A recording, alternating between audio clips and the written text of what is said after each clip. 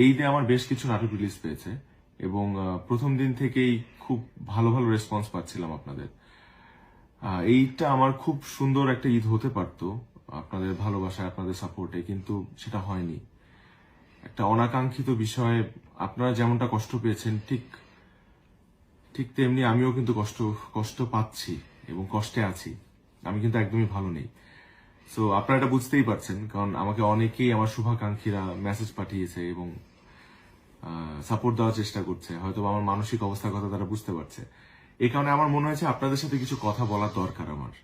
আমার অভিনীত নাটক রূপান্তর, এটাকে ঘিরে যে ধরনের বিতর্ক তৈরি হয়েছে সেটা একদমই আনএক্সপেক্টেড।